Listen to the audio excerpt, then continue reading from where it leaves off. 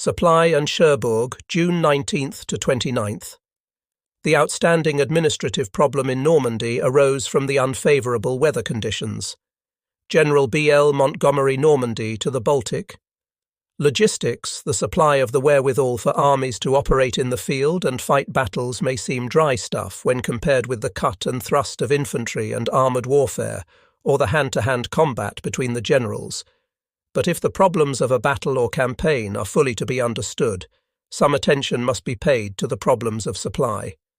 Supply is crucial in modern warfare, and the problems of supply never go away.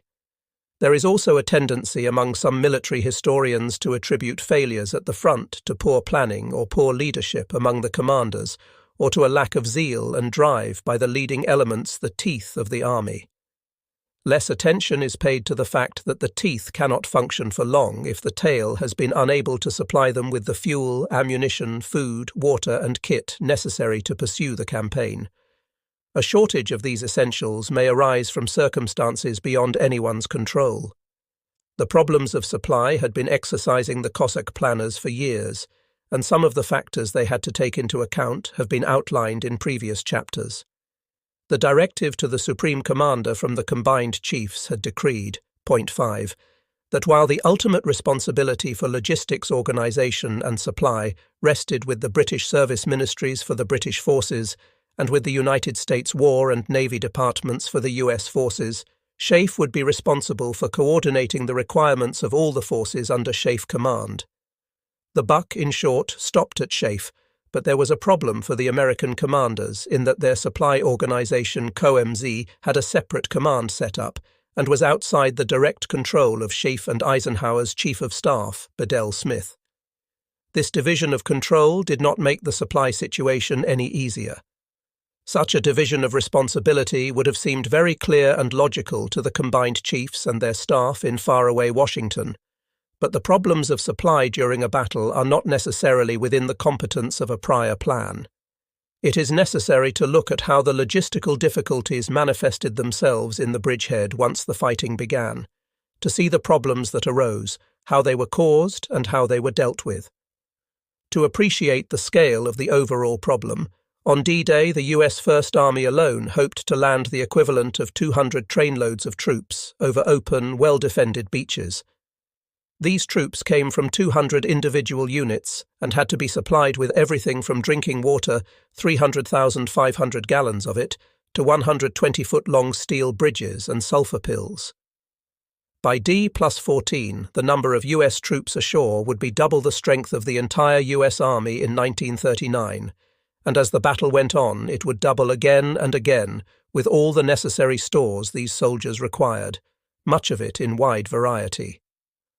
On the most basic item for a fighting soldier, ammunition, the British Army alone needed .45 and .38 pistol ammunition, 9mm ammunition for pistols and Sten guns, the .303 ammunition for rifles, Bren light machine guns and MMGs, two types of ammunition for the Vickers, MMG Piat ammunition for the infantry anti-tank weapon, 2-inch, 3-inch and 4.2-inch mortar ammunition, 6-pounder and 17-pounder anti-tank gun ammunition, 25-pounder ammunition for field artillery, 5.5-inch ammunition for the heavy artillery, and several different kinds of tank ammunition, in various calibers for various purposes, armour-piercing, smoke and high explosive. To compound the problem, ammunition is heavy and cannot be transported far by hand. This example can be duplicated against every other kind of stores for every front line and supporting arm, for the signals, engineers, ordnance, supply, RAF, and duplicated in the US and Canadian forces as well, and all of these troops' tail or teeth had to be fed. Supply must get down to the most basic levels. Normandy has plenty of rivers which can provide the armies with water, and the summer of 1944 was wet, but with hundreds of thousands of men living in the field, hygiene was soon a problem for individual field hygiene. The provision and use of latrines was not always adequate. The rivers soon became polluted, drains were shattered by shell fire, and diarrhea or dysentery spread rapidly among the troops, making the supply of clean fresh water essential, as Sergeant Tom Ridley of 233 Field Company RE explains. An army marches on its stomach, but it must have clean water, and my task one day was to find clean drinking water for my platoon. This turned into quite a task. To find the right stream, we set off into what was termed no man's land, where there were few soldiers southeast of Bayeux. The hose on the water truck had a rose on the far end to filter out dead rats and other foreign bodies, and having thrown that into the stream, well forward of the other troops, and I hoped, clean. So while the Bowser was filling, I went to look at an abandoned farmhouse at the top of the slope. The barn seemed empty, but when I heard a rustle, the hair rose on the back of my neck, and I called out for one of my lads, and 5 fully armed Germans came tumbling out of the hay and landed at my feet. They had rifles and potato masher grenades and what turned out to be a machine gun, but they dropped all those when I pointed my Sten at them. I still have the map case and compass I took from the German NCO, and my lads then came running up and took them prisoner. When I told my OC about this, he asked if they had been armed, and when I said they had, he said I should have shot them. That's what you are here for. All I wanted to do was get some fresh water, but finding bottles of Perrier would probably have been easier and a lot less dangerous. A lack of field hygiene increased the manpower problem in all the armies, as Greg Saffier, a non-medical officer of the RAMC, recalls. We catered in the main for surgical cases, though I believe there were 2 hospitals in Bayeux catering for psychiatric cases. Having been operated on, most of our patients went back to the UK as soon as they were able to travel, as even those who might have gone back to their units had become very unfit. A few days in hospital plays havoc with fitness and left the men in no state for heavy work.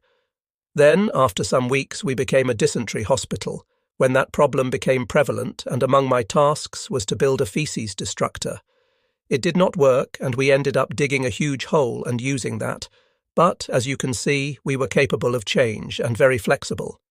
As the chapter opening quote illustrates, one of the principal causes of logistical delay and problems in Normandy was the weather. The storm that had delayed the initial landings caused some delays. Because surf piled up on the beaches, craft were lost and not all the stores got ashore. That was on the first day, and these problems were to continue. The weather remained poor for much of June and July. Stores had to be put ashore on open beaches, the available ports were too small, shipping turnaround times lengthened, and even 2 weeks after D-Day, the Mulberry harbours were not fully operational. All this, plus Bradley's failure to take Cherbourg quickly, he had anticipated taking it in 8 days, say by June 14th, led to various delays in supply, notably of artillery and mortar ammunition, which had at times to be rationed. The US 5th Corps were limited to 25 rounds per gun per day, while the US 7th Corps were heading for Cherbourg, and, as Bradley comments, artillery rationing was not limited to the beachhead. It limited the Allied artillery all the way to the Ruhr. This was one factor that made Eisenhower's later demand for everyone to attack, all out, all along the bridgehead, all the time quite impractical. There simply was not enough ammunition to support such a policy, even had it been tactically sensible. The logistical problem could not be swiftly solved, partly because of the weather and port problem, partly because the size of the force ashore was continually increasing. Bradley comments, "In Normandy, our troubles started with the beaches. For even though we boosted unloading to 35,000 tons a day, 3 times the capacity of Cherbourg in peacetime, there wasn't enough ammunition to go round, and the beaches couldn't carry more." By the time the Normandy battle ended in September, the Allied expeditionary force in France consisted of 47 divisions, divided into 3 army groups, 2 American Bradley's 12th Army Group and Diva's 6th, and 1 British 21st Army Group containing 6 armies between them. Supplying such an ever-expanding force with all it needed to move and fight could never be easy, even if all the stores were instantly available. But this last requirement was never possible. At the end of D-Day, for example, not more than a quarter of the planned amount of stores was landed on the US beaches, but then one of those beaches was bloody Omaha, and all the other beaches were being lashed with waves and under enemy fire. Another illuminating statistic is that the supply of petrol in the first 15 days of the landing until D+21 took up no less than 22 million jerry cans. There was no other method of ensuring fuel supply until the Pluto petrol pipeline came ashore. It is also notable that by the end of the battle, half these useful jerry cans had been lost. Nor was it just a matter of stores. Delays in supply also affected manpower. The British official history records that the troops of one British division were still on board their ships offshore, unable to land, 2 days after they were supposed to be ashore. This delay, an average of 2 days, was common across all the landing beaches in the first days of the invasion, and was not helped by communication problems, a shortage of roads and bridges. Clive Kemp of the 71st Field Regiment, Royal Engineers, describes some of their work in Normandy. My unit landed on Sword Beach between 9:30 a.m. and 10:30 a.m. on D-Day. Our first task was to go to Bénouville and build a bridge there if the airborne coup had failed. It was still there, so we were ordered to build another bridge further up the canal near the chateau. Our stores arrived on D+1, and our bridge was completed on the 8th, 224 feet long, a Class 4 Bailey bridge. The Bénouville bridge was used for troops going forward, and our Bailey was used for traffic heading back to the beachhead for more troops and stores. Incidentally, this was the first Bailey bridge built in France. The Germans shelled it from time to time, and on one occasion a German fighter appeared and machine-gunned us, probably trying to sink the pontoons. Fortunately, he only made one run. After landing in Normandy, we built a total of 22 bridges, including one over the River Maas, which was 4,008 feet long, then the longest bridge in the world. In your book, tell them the sappers did it. Some indication of how these various delays in the arrival of troops or supplies affected progress or success in battle is provided by what happened to the British forces in front of Caen and at Villers-Bocage. If the Queen's Infantry Brigade of the 7th Armoured Division, the 33rd Armoured Brigade with its 150 tanks, and at least some of the 49th Infantry Division had arrived on their due dates, they could have taken part in the later phases of 30th Corps operations in the west. Villers-Bocage and the high ground beyond it might have been captured and firmly held before the 2nd Panzer Division reached the battle. It seems possible indeed that Caen might have been taken by now, D+10, if our build-up of formations had kept to the planned timetable. Those fatal ifs, so common in military accounts, were to muster in quantity as the battle went on. Nor should it be thought that the supply problem stopped with getting supplies and reinforcements in. It was also essential to get the casualties and prisoners out. From every point of view and at every level, the logistical problem was severe. Even before the Cossack plan was finally formulated, it was obvious that the logistical problems of various kinds, which would inevitably confront the Allied armies after the initial invasion, would be greatly eased if the armies had the use of an established working port. However, as the Anglo-Canadian Dieppe raid of 1942 had bloodily underlined, taking a port at all would not be easy, and taking one intact and in full working order virtually impossible. If the port facilities were not destroyed in the fighting, they would certainly be demolished by the defenders before the port fell. Faced with this impasse, the Allies were inspired to build their own prefabricated ports and take them with them. This decision to build what became the Mulberry Harbours was taken in May 1942 in a typically pithy memorandum from the British Prime Minister Winston Churchill to Vice Admiral Lord Louis Mountbatten, Chief of Combined Operations, to CCO or Deputy, piers for use on beaches. They must float up and down with the tide. The anchor problem must be mastered. Let me have the best solution worked out. Don't argue the matter. The difficulties will argue for themselves. It has been alleged that the Mulberry Harbours were created after the failure of the Dieppe raid, and that the decision to develop them was one of the few benefits of that costly fiasco. But since the design work for Mulberry was in hand months before the raid took place in August 1942, this view is clearly mistaken. Work on the project commenced in June 1943, after the Cossack operational staff had been formed to work out the details for the invasion, and Vice Admiral Hughes Hallett, RN, is credited with coming up with the final workable idea for an artificial port. The resulting Mulberry Harbours, each the size of the cross-channel ferry port of Dover, were one of the wonders of the entire invasion. One was established at Arromanches off Gold Beach and another at Omaha, and both were used for the unloading of heavy stores, food and ammunition. Petrol, gasoline, was to be supplied as soon as possible via Pluto, the pipeline under the ocean, which ran initially from the Isle of Wight to Port-en-Bessin and was later extended to Bayeux and Cherbourg. The Mulberry components, the blockships and caissons sailed to Normandy on the afternoon of D-Day, and the plan was to have both harbours established and fully operational in 14 days. The volume of stores landed even without proper facilities was still remarkable. According to the US official history, by June 18-D plus 12-116,000 tons of supplies, 41,000 vehicles and 314,314 troops had come ashore in the American sector, and 102,000 tons of supplies, 54,000 vehicles and 314,547 troops had been landed in the British sector. This is a great quantity of stores and a vast number of soldiers, but the more troops put ashore, the more stores would be needed to support them, and that clearly required the facilities of a major port. Some smaller ports, Grand Camp, Isigny, Port-en-Bessin and Courseulles, were operating and handling useful tonnages. Courseulles and Port-en-Bessin were both open by June 12-D plus 6, and between them handled 15,000 tons of stores before June 19th, but this was a drop in the growing ocean of demand. In his memoirs, Bradley states that in Montgomery's original plan, Cherbourg was to be taken with the minimum of delay.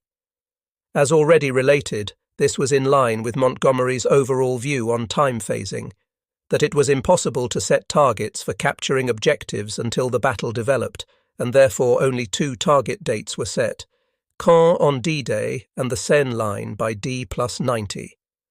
Bradley, while sensibly cautious of committing himself to any precise date, naturally set his own dates, and although these seem to vary, one estimate that Cherbourg would fall between 10 and 30 days after the landing seems the most relevant. It actually took the 7th Corps just over 20 days to take Cherbourg, so it is possible to argue that Bradley either took his first objective 10 days early or 10 days late. The logistical problem during this period was only contained because of the ingenuity and practical steps taken by the supply teams. Their first decision, taken on D plus 2, was to dump those carefully worked-out unloading schedules and simply offload the cargo from any ship or landing craft that arrived at the beaches and pile it up on shore. The only limitation to this sensible rule concerned rations or ammunition or stores specifically designed for either the American or the British Army, which would be redirected to the appropriate beach. This was sensible because US rifles, for example, could not use British .303 ammunition. These logistical teams also discovered that most ships could be beached at low tide, particularly at Utah and Gold, and their cargoes unloaded directly into trucks driven out onto firm sand. The first of the outer Mulberry blockships, sunk to act as breakwaters, went down on June 7th. Construction of the Mulberries went on apace, and both ports were already proving their worth when, on June 19th, with over 600,000 Allied soldiers ashore in Normandy and supply requirements rising by the hour, disaster struck. The worst June storm to sweep the English Channel for 40 years hit the Calvados coast a devastating blow. The Channel weather is always unpredictable. When the Cossack planners drew up their first schemes for Overlord, they were informed by the meteorologists that, on average, the Channel area only enjoyed 12 good days a month, even in midsummer. The high winds and gales of D-Day proved this estimate all too correct. The troops went ashore in the lull between 2 gales and a number of problems. The dispersal of the airborne forces and the loss of many DD tanks was directly due to the high winds and stormy weather on June 5th to 6th. Bad as this was, the June 5th to 6th gale was summer shower compared to the great storm of June 19th. Had this been a westerly gale, following the pattern of the prevailing winds, all might have been well. High winds and seas from that direction had been anticipated, and the Cottontown Peninsula would have provided a measure of protection, certainly for the Omaha Mulberry and the flat sands of Utah.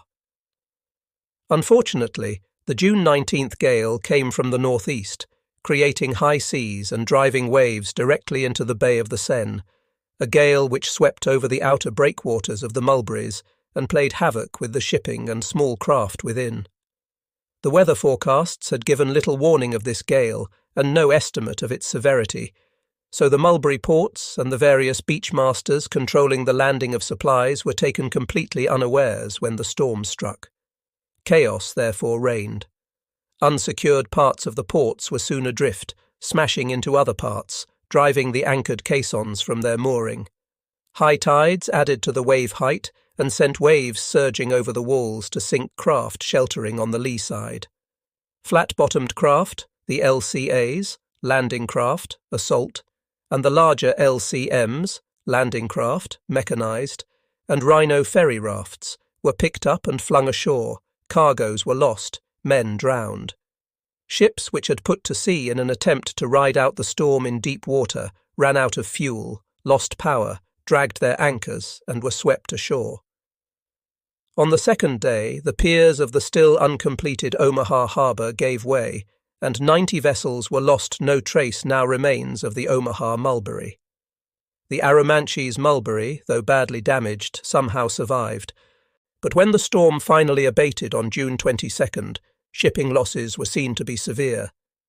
The gale lasted for 3 days, and when it was over, a great quantity of wreckage was strewn along 20 miles of coast. Over 800 vessels, large and small, ranging from cargo ships to landing craft, and the ubiquitous DUKW, always called a duck, a kind of amphibious lorry, had been sunk or driven ashore or otherwise destroyed. Many vessels remained aground until they could be tugged off on the next spring tide on July 15th. By then the extent of the damage had been assessed, and it was decided to abandon the Omaha Mulberry and concentrate all efforts on completing the one at Arromanches, which was finished by mid-July. A great variety of special craft were employed at this time, including landing barges LBVs, as Fenton Rutter, a Royal Navy officer, describes. The V stands for vehicle, but in practice we did not carry vehicles, but we did carry practically everything else the troops ashore needed. These barges could carry a great quantity of stores and go close inshore, so they were very useful. As with other kinds of landing craft, there were various kinds of barge. We had the LBE, the landing barge engineering, which carried out repairs on damaged craft, and the LBK, or landing barge kitchen, which would lie off the beaches and supply food to the crews of landing craft when they had the time to eat. I only had time to attend an LBK once. During the storm, my cabin was flooded, and I lost most of my kit in seawater covered with fuel oil. For a while after that, I wore an American Army uniform with Royal Navy epaulets and cap, and slept on netting on top of the ammunition boxes. Dick Cowlan was with the Mulberry construction teams at this time. We landed at 6 p.m. on D-Day at Arromanches and spent the first week clearing up the debris, getting ready for the Mulberry. Parts arrived over the next 10 days, and we sank the block ships, and all was fine warships like HMS Ajax and HMS Warspite bombarding the enemy inland until D+13 when the storm blew up. That completely stopped the building and the unloading, but when the Mulberry was completed it was on the go 24 hours a day, unloading military vehicles, lorries, tanks, food supply trucks, everything for the troops advancing. We worked 8 hours on and 8 hours off, day and night, round the clock. It never stopped. But in late June we were surprised to see a Salvation Army truck arrive and set up on the beach. That was the first decent cup of tea and sandwich we had had in 3 weeks, and it was much later before we saw the good old Sally Army again, let alone the NAAFI. Tom Whitehouse was a DUKW driver ferrying stores to the Normandy beachhead. We went ashore on D+1 and parked for the night in an orchard just inland from the beach. That night there was rifle fire from the side of the orchard we parked in, and when an aircraft went over all the ships offshore opened up, a real fireworks display. That was the start of it, and next day, D+2, we went out to sea to pick up stores, which we carried on doing for weeks. The men at the front were to get what they needed first, and we were to be seen to later. The routine was that you drove down to the beach where the beach controlling officer would point out on a black board where the cargo ship was, and also its number, and we would go out and get the stores, lowered into the DUKW hold on cargo nets. My first load that day was boxes of compo rations. We could carry about 3 tons of stores, and this we would take back ashore and up the beach to an unloading point. By the way, on that day one of our ducks was blown up on a mine. The story goes that it was laid by a Frenchman who said he had been paid by the Germans to lay mines and wanted to finish the job. If true, I don't know what his fate was. That first day, coming back to the beach, one of the weirdest things I saw was a body in the water, a naval officer, like a tailor's dummy, floating just under the surface. The beachhead was not quiet. There was shelling, and on the next day, D+3, I was sniped at in the orchard by a German trooper, quite smartly dressed. That night we had some commandos come in as a guard, and the unloading went on. We carried anything that was needed. Jerry cans came in various colours, green for petrol, brown for water, blue for diesel, and compo rations in 14-man packs. We even managed to get stores ashore during the Great Storm when there was an urgent call for more supplies. The real damage caused by the Great Storm was not the losses caused to shipping, but the breakdown in the continuity of supply, and finding out exactly what had gone missing took some days. One estimate holds that delays caused by the storm cost the Allied armies about 140,000 tons of stores and some 20,000 vehicles. The storm had no effect on the Germans, and may even have proved beneficial. Air attacks diminished, and the Germans were given another 4 days to build up their forces before the Allied armies struck again. The Mulberry operations were also disrupted by mining, as Reg Plum, then an officer with 84 Light Anti-Aircraft Regiment, recounts. Because of the constant mining by the Luftwaffe in and around the harbour, we had plenty of night firing. One night a hospital ship struck a mine some way north of Port Mulberry, and many casualties were caused, the remains drifting into the north wall where we had the gruesome task of recovering them and locating their identity discs, etc. Many of the dead were nurses. Our unit casualties remained light. We had one man blown up by a mine when in a jeep ashore, and another had a petrol stove blow up in his face, but he rejoined later. The Great Storm had 2 immediate effects on the Allied forces. Firstly, it obliged Montgomery to delay the start of another bid for Caen, where an attack east of the Orne scheduled for June 23rd, and another west of Caen, scheduled for June 25th, had to be postponed, the main reason for delay being a shortage of artillery ammunition. Secondly, this further delay underlined the importance of taking Cherbourg. With the base of the Cotentin cut and 8th Corps deployed to protect their backs, taking Cherbourg was now the prime task of Collins's 7th Corps, and on June 19th they set about it. General Collins sent 3 divisions, the 4th, 9th and 79th North, to take Cherbourg, while the 90th was relegated to the role of Corps rearguard, and maintaining the link with 8th Corps, which was blocking any German attempts at interference from the direction of Saint-Lô. It was known from captured German orders that while General von Schlieben had 4 divisions in his order of battle before Cherbourg, the 77th, 91st, 243rd and 709th, all these had been severely written down since D-Day and were no longer capable of prolonged resistance.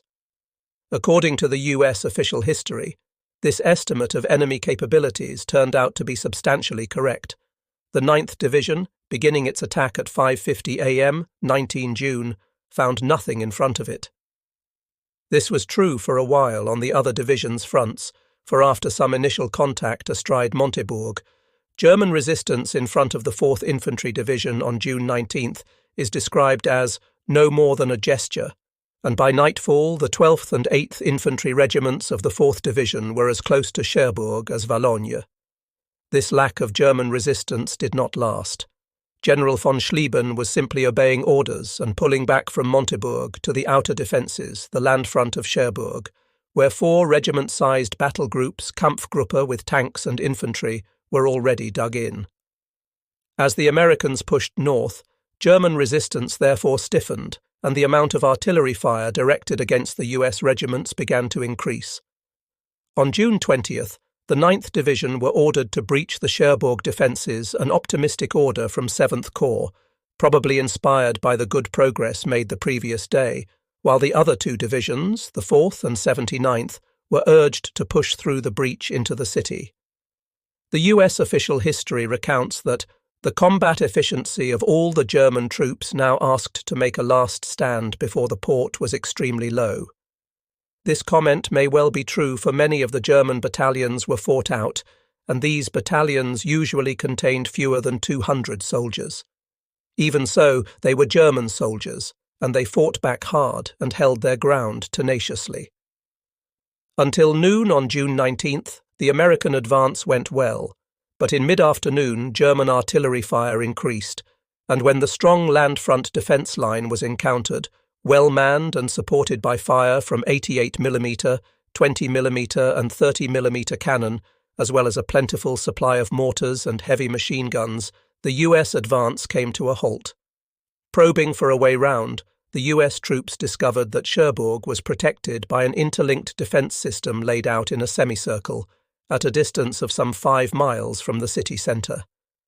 Breaking that system was not going to be easy, and June 21st was devoted to probing with patrols, an extensive reconnaissance, in an attempt to find a weak point while the main force of all 3 divisions moved up to positions before the defenders' line.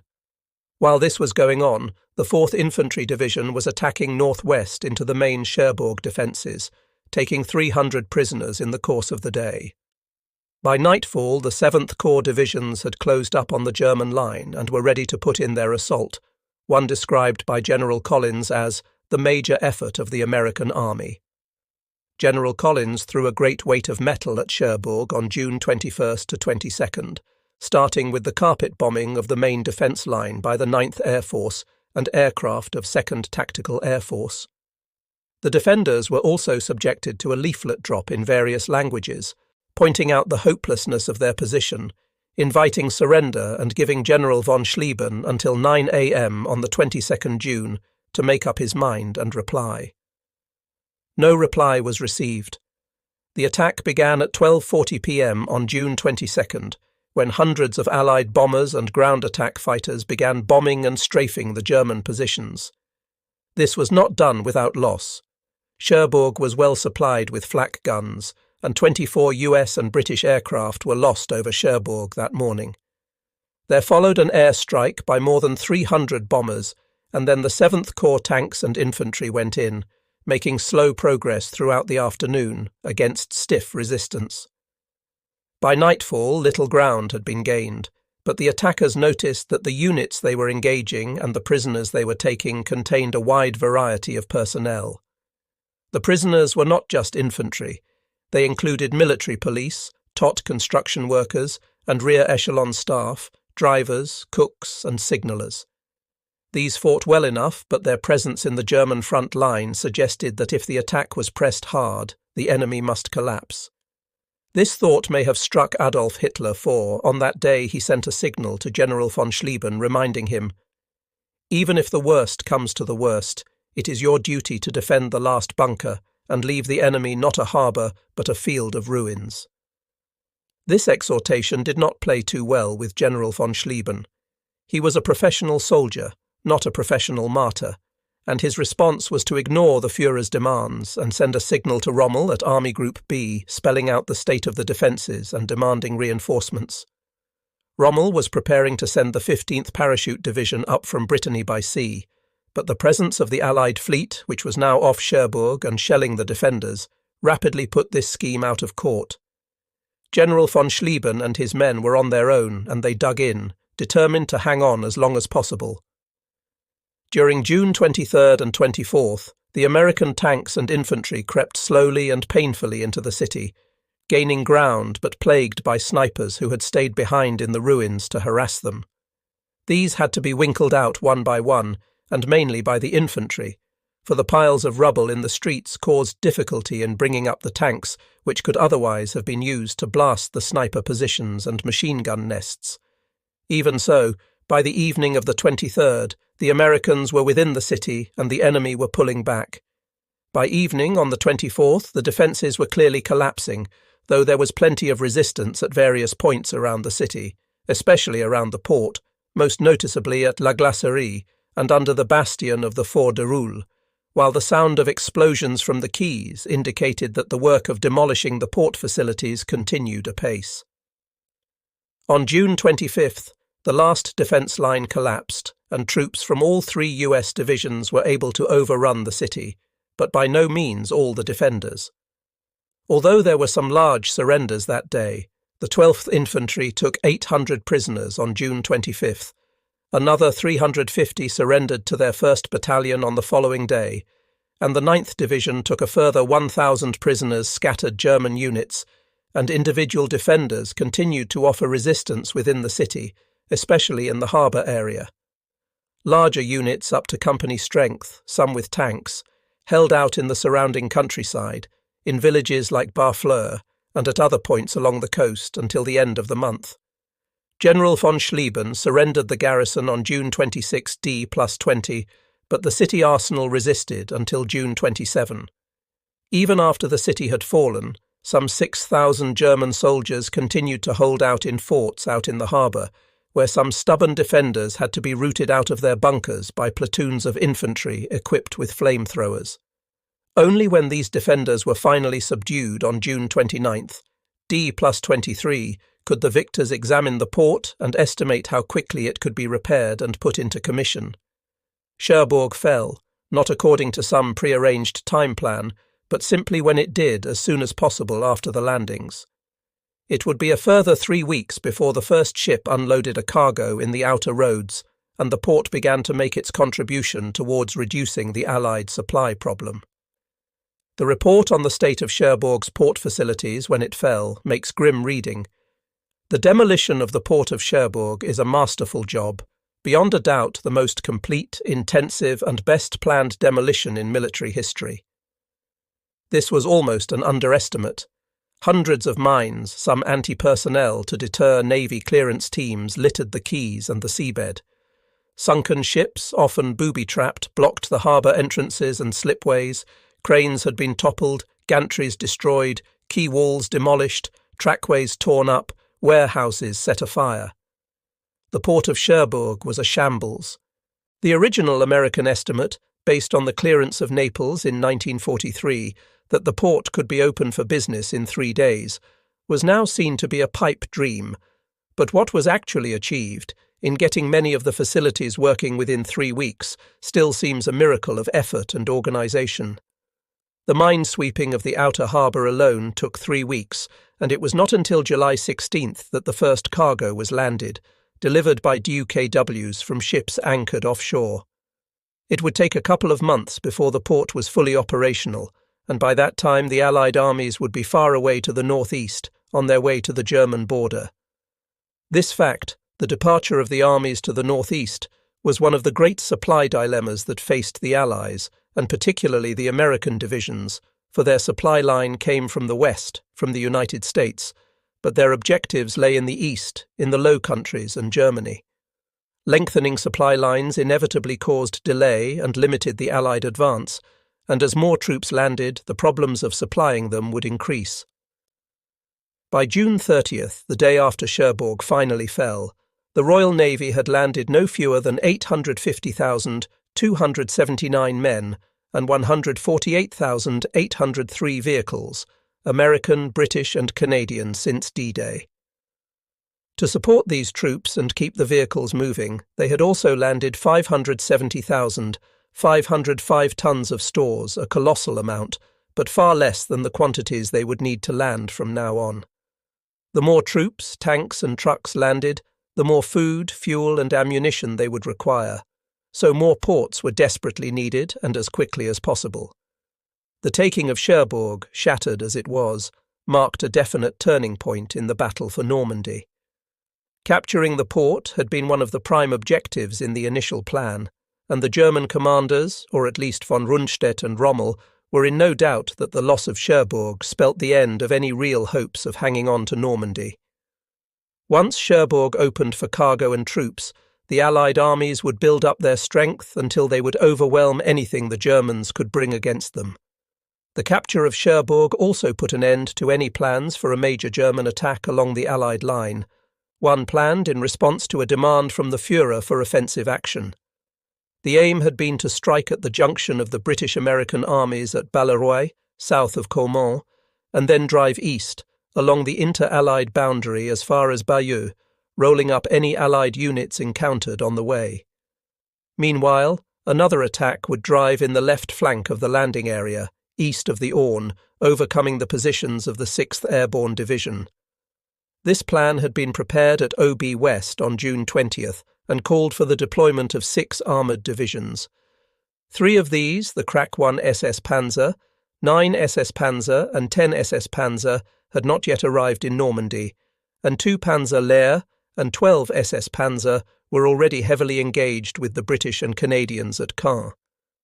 The only German division on hand for offensive action was the 2nd SS Panzer Das Reich, which had now arrived, having survived the harrowing passage north from Toulouse, with the French Maquis and British SAS troops doing everything to slow them down along the way.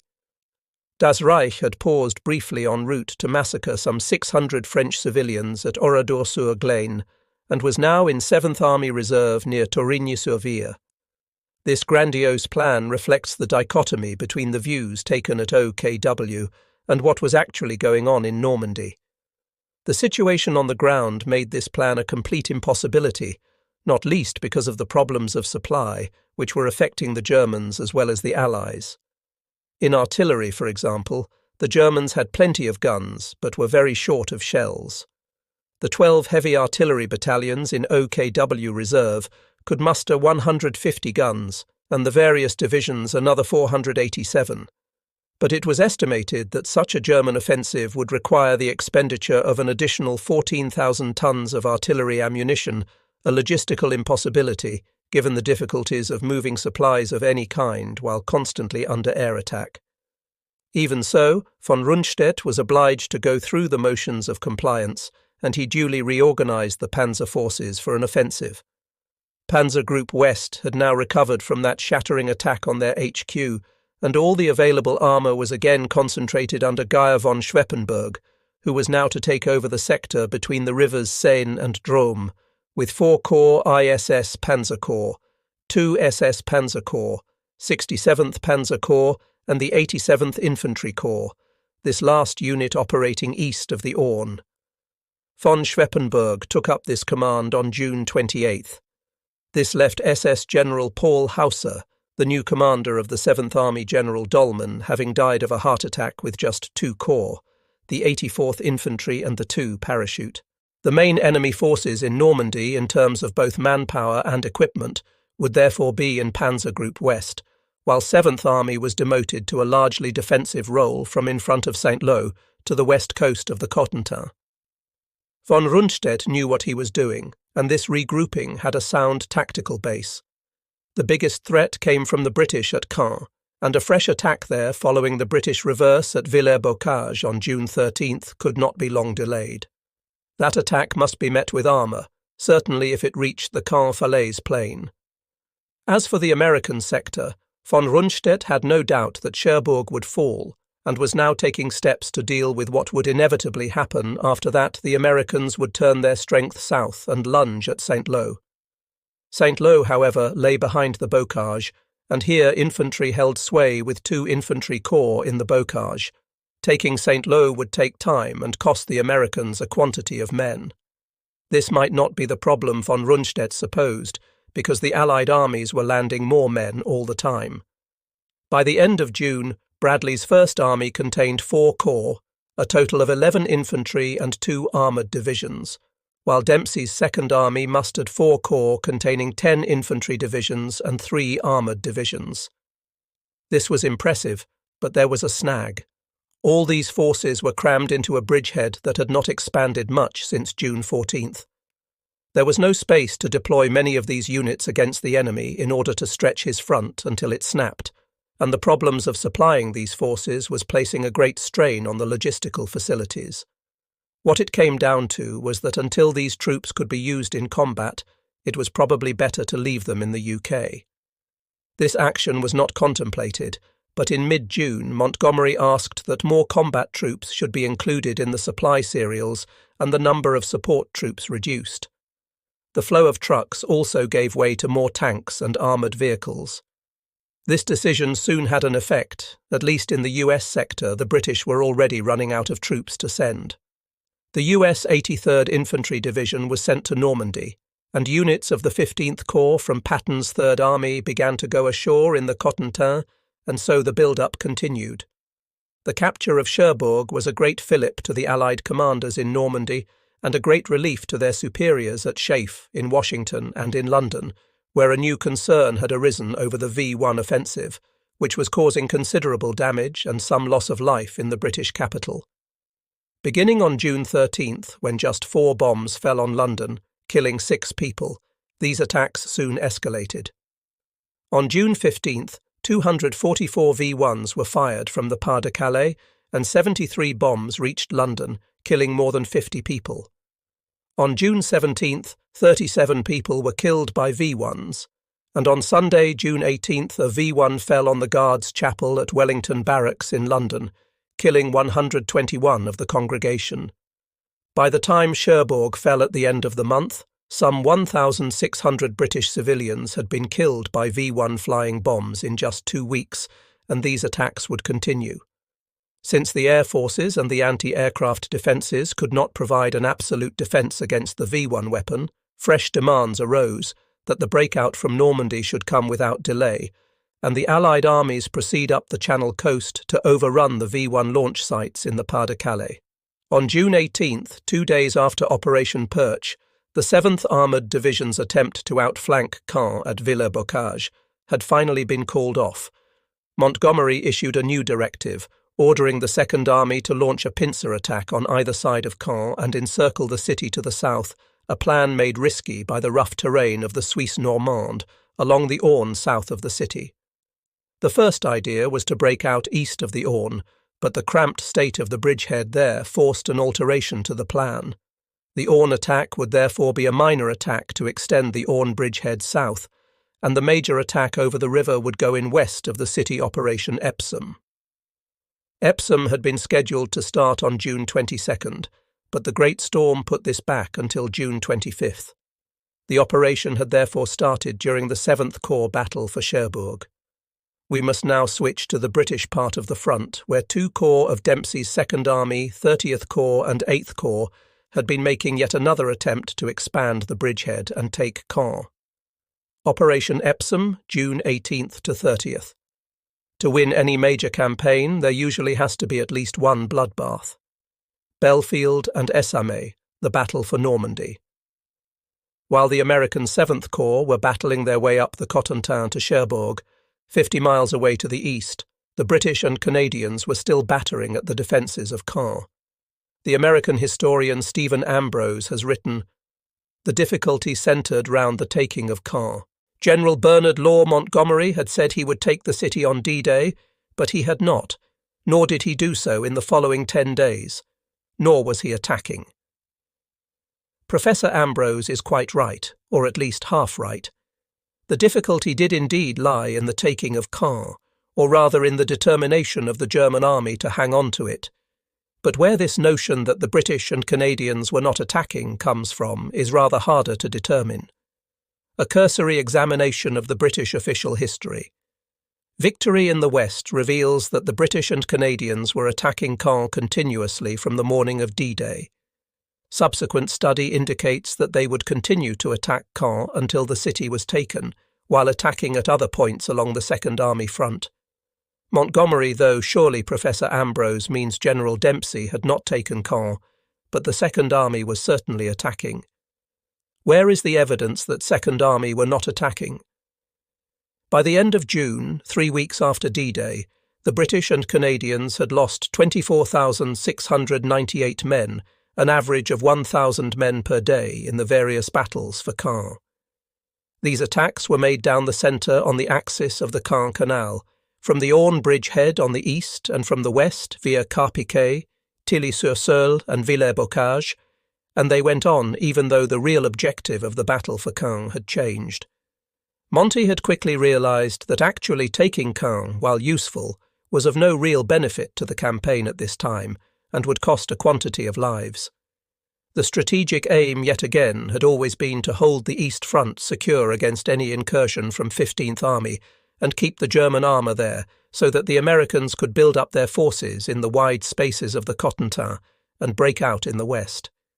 If this purpose could be achieved by merely threatening Caen, why lose men in an all-out attempt to take it? The problems with the failure to take Caen came at the time from Montgomery's critics at Schaeff, and later on from historians who, given one firm deadline to hold on to Caen on D-Day, have used it as the peg on which to hang a long list of accusations relating to Montgomery's timidity and caution, and a British and Canadian reluctance to get stuck in and take the place by storm. Bernard Montgomery was not a one-note general. He orchestrated his strategy according to the situation at the time, not according to previous plans which present experience showed to be outdated. Nevertheless, in the initial plan, Caen and Cherbourg were the first Allied objectives after the initial landing, so when the Americans took Cherbourg, speculation, even criticism as to why it was taking the British so long to take Caen began to come into the open at Schaeff. This criticism was aided by the antipathy shown to Montgomery by Tedder and Conyngham, who were increasingly agitated over the failure to gain ground for airfields.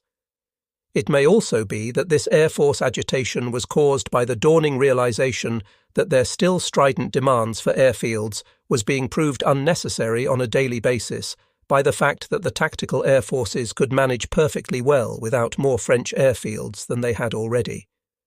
When Trafford Leigh-Mallory claimed before D-Day that the dropping of parachute troops in the Cotentin would lead to heavy losses among the airborne forces and was proved wrong.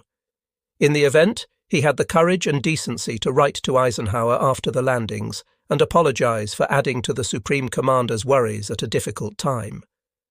Not everyone at Schaeff was as willing as Leigh-Mallory to admit that their initial predictions had been disproved by subsequent events. Various reasons account for the failure to take Caen, and a comparison with the taking of Cherbourg is not accurate. Caen was much more heavily defended than Cherbourg, and a far more difficult place to attack since the front was narrow and hemmed in by rivers.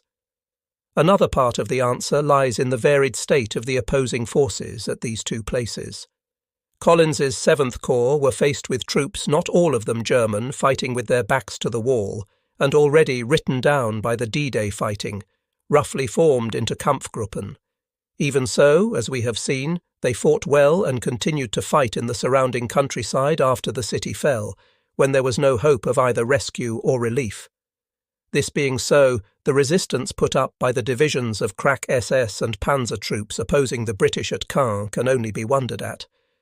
Besides, if the taking of Caen had been easy, as Montgomery's critics imply, the British and Canadians would surely have taken it.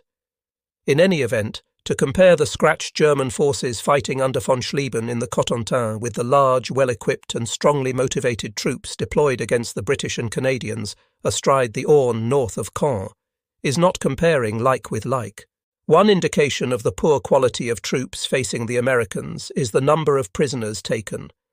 The total of prisoners taken by the Americans far exceeds the numbers surrendering to the British and Canadians, which is used by the less well-informed as another indication that the British and Canadians were not trying hard enough. The real reason is that the SS troops and those in crack divisions like Panzer Lehr or 21 Panzer facing the British Second Army were not given to surrendering. Anyone who fought the Waffen-SS or has listened to those who did knows that for a fact.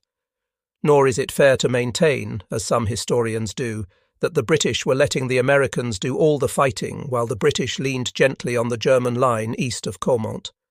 On the Second Army front, attack followed attack in the attempt to take Caen. On D-Day there had been the direct thrust down the Orne from Sword, an attack blunted by the German defences at Morris and Hillman and the presence of 21 Panzer. Then came the attempt to break out on the east of Caen by 51st Highland at Saint-Honorine, which had been followed on June 13th by Operation Perche, the attempt by 7th Armoured to reach Villers-Bocage. This attack had ended by June 16th. Then came the Great Storm on June 19th, which put everything back by a couple of days before the British attacked again west of Caen, in another attempt to cross the river Odon Operation Epsom. If the British had not yet taken Caen, it was clearly not for want of trying, but so far every attempt had been frustrated by strong, even fanatical German resistance. Even so, there were some grounds for disquiet at Schaeff. These attempts to take or encircle Caen had failed, yet one or other solution, either to drive the Germans out of the city by a direct assault or avoid it by an outflanking movement onto the Caen-Falaise plain and leave the garrison of Caen to rot, should have been successful by now. As it was, while the British and Canadians seemed able to contain any German attempt to break through to the coast, when they moved against the German lines they soon came back again with a bloody nose. The disquiet arose over why these attacks had not succeeded. The common element is the power of the defence. This should not be too surprising. It cannot be emphasised too strongly or too often that the countryside of Normandy is ideal for defence. All the Allied histories, American, British and Canadian, stress this fact. This topographical benefit was balanced by two opposing military factors. On the German side, the superior armour of the crack panzer divisions and well-trained panzer grenadier infantry. On the Allied side, air power, an abundance of artillery and the guns of the fleet. Against these combinations, whichever side attacked was soon thrown back with loss, and the people who had to do most of the attacking were the Allies. Heavy losses could also be a problem, for the British and Canadian armies could not sustain losses of any magnitude, not because of any reluctance to fight, but because their manpower resources were almost at an end. Added to this demographic factor was the legacy of the 1914-18 Western Front, when a whole generation had been lost in fruitless attacks against an entrenched enemy. The infantry decimated repeatedly for no territorial gain over 4 long years. Britain had not forgotten those years, and if American generals or historians sometimes chided the British for their slowness or caution, being too polite to employ the words timidity or cowardice, the more limited American experience of total war at this time probably had something to do with it. The American frontline experience of the Great War was limited to a few months in 1918, and the USA did not enter the Second World War until 1941, when it already had been going on for more than 2 years and 6 months after the Russians, having been allied with Nazi Germany since 1939, had finally come in on the British side to tilt the balance in a way that would lead to Allied victory. The United States had not stood alone for years against a formidable enemy as the British had done between 1939 and 1941. For the British, this war was a long game, and while they wanted to win and end it, they had no intention of forcing the pace with costly and unnecessary attacks. It is notable that the US military has become considerably less gung-ho since the 1960s and 1970s, when Vietnam taught them that they were not invincible, and that throwing men and material at Luan a military problem is not always the answer, and can lead to terrible losses of the brave American soldiers tasked to make such a philosophy work, one lesson the British had learned on the Somme. The selection of the right tactics for a particular situation is a task for the generals, and generals are expected to use their brains, or what use are they? Although American historians and military men have had many hard things to say about General Montgomery since the Second World War ended, nobody has ever said that he was stupid. All that said, the circumstances of June 1944 were difficult. However effective Montgomery's long-stated and firmly held strategy might be, and however often that strategy was explained, which clearly was not often enough unless some progress was made around Caen, the powers that be would remain unhappy. This unhappiness was made manifest by the airmen, notably Air Chief Marshal Tedder and his crony Conyngham, who, as related, had been promised car-piquet and space for airfields on the Caen-Falaise plain, and were now hotly demanding that Monty supplied it. There was a third reason, accurately summed up by that astute American officer, General Omar Bradley. He, Monty, left himself open to criticism by overemphasizing the importance of this thrust towards Caen. Had he limited himself simply to the containment of enemy forces without making Caen a symbol of it, he would have been credited with success instead of being charged, as he was, with failure. For Monty's success should have been measured in the panzer divisions who rushed against him while Collins sped on to Cherbourg. Instead, the newsmen clamoured for a place called Caen, which Monty had once promised but failed to win for them. Reading the plethora of memoirs and histories on the Normandy campaign, it is striking how much attention was paid at the time to the opinions of the press. After a lapse of 50 years, and in spite of the fact that media interference in the running of campaigns and critical comment on the actions of the commanders has greatly increased in the decades since, one can only wonder if all the time and attention spent at chafe agonizing over press comment in the United States or the United Kingdom could not have been devoted to a more useful purpose. Providing journalists with dramatic headlines is no part of a general's duty, but what the papers said was read by the public, and the politicians had to answer to that public. Pressure for results was duly applied down the line, and the lives of the generals in the field became uncomfortable, and the generals discovered that a new field of opposition had to be tackled in the daily press. The golden days when Lord Kitchener, campaigning in the Sudan in 1898, could greet the assembled press corps with a gruff, "Get out of my way, you drunken swabs," were long over by 1944. Some generals realized this. General Mark Clark, another prima donna, the commander of the US Fifth Army in Italy, travelled around with his own private press group and would return any newspaper copy that did not mention his commanding role, not simply with the Fifth Army, but with General Mark W. Clark's Fifth Army, to the relevant journalist for correction.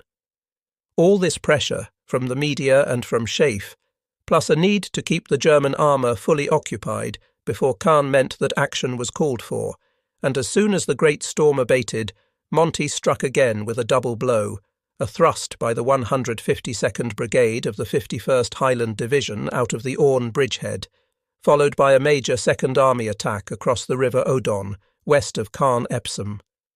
The Orne bridgehead attack, another attempt to capture the village of Sainte-Honorine, went in before dawn on June 23rd, D+17, spearheaded by the 5th Battalion, the Cameron Highlanders, supported by tanks of the 13th 18th Hussars.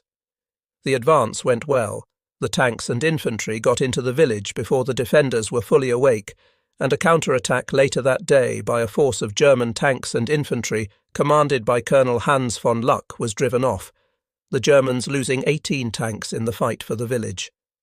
This neat little operation was a prelude to the main attack, Operation Epsom, mounted across the Odon west of Caen 2 days later by the newly arrived 8th Corps, supported by 30th Corps. It will be noted that these attacks went in while the Americans in the west were heading up towards Cherbourg. There was no delay on the British front. The River Odon runs northeast from the centre of Normandy towards Caen, where it links with the River Orne. The basic plan for Epsom employed 8th Corps and consisted of 3 divisions as yet untried in battle: 15th Scottish, 11th Armoured, and 43rd Wessex. This corps was commanded by Lieutenant General Sir Richard O'Connor, a desert veteran who had been captured in 1941 and returned to the fray after the fall of Italy.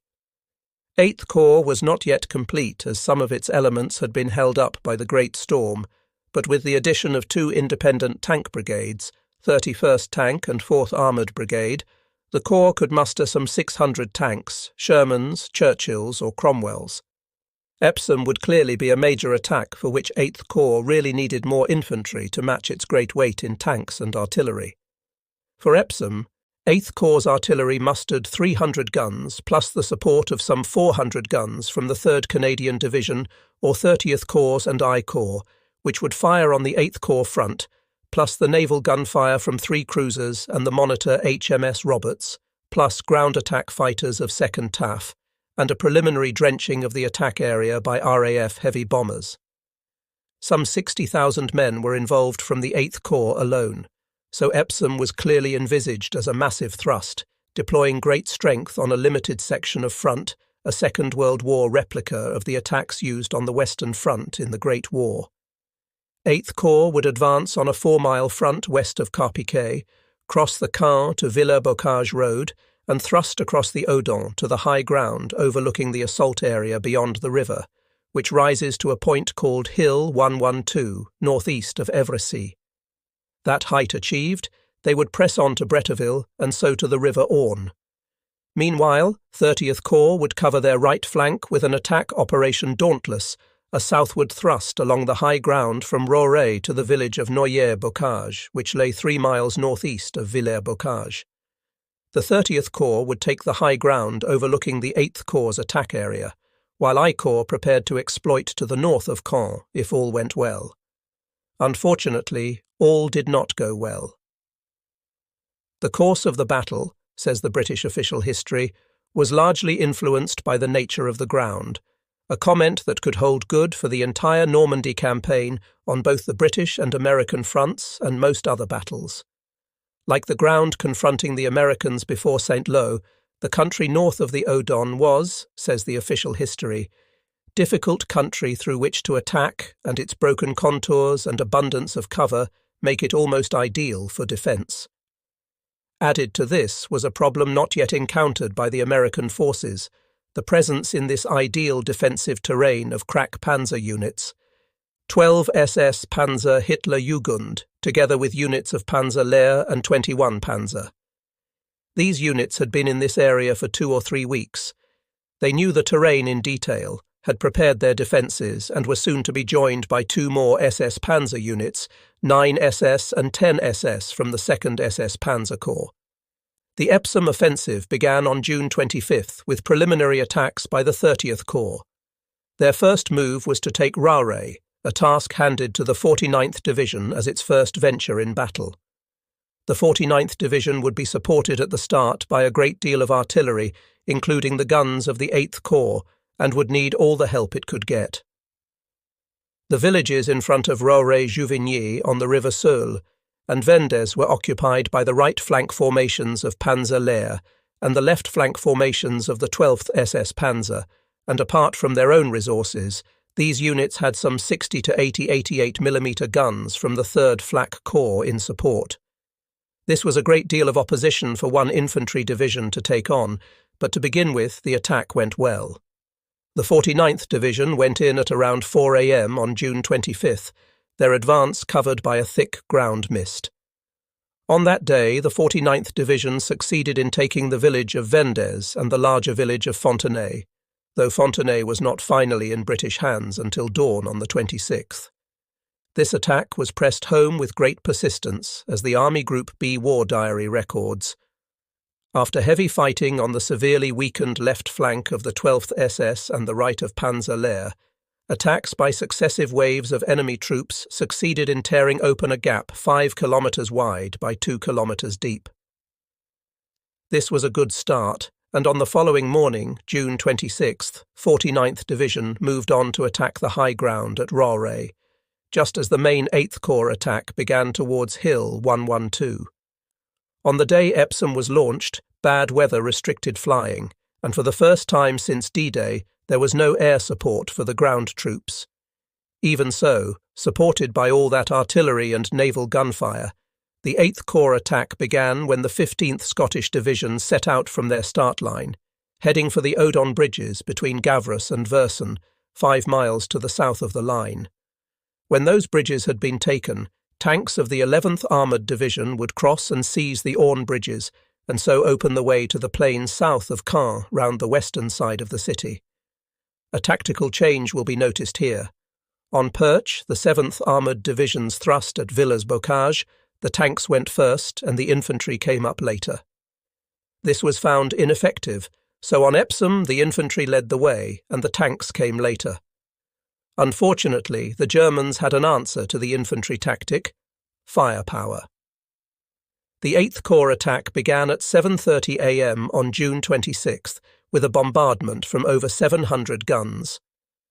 After this had flayed the enemy positions for a while, the Scottish infantry, supported by 31st Tank Brigade, advanced across open cornfields and ran into heavy opposition. The Germans were well dug in and had suffered very little from the shelling. From concealed positions in the villages, farmhouses, copses and woods on the north bank of the Odon, a heavy fire from machine guns, mortars and anti-tank guns began to take its toll of the advancing infantry and their supporting tanks. Even so, the battle for the Odon position was not all one-sided. One German account tells of their infantry emerging from their dugouts to find their positions, surrounded by furious Scotsmen throwing grenades. Beyond the open cornfields lay more bocage, thick hedgerows laced with wire, littered with mines, well provided with enemy troops, tanks and anti-tank guns, a country where every village, La Gaule, Saint-Monvieux, Cheux and Le Haut-de-Bosque was stoutly defended. British attack was followed by German counter-attack, and the fighting went on all day, most of it conducted at close quarters. By the evening of June 26th, the 15th Scottish had punched a shallow hole about 2 miles deep into the German defences. They had not, however, reached their first objective, the bridges over the Odon.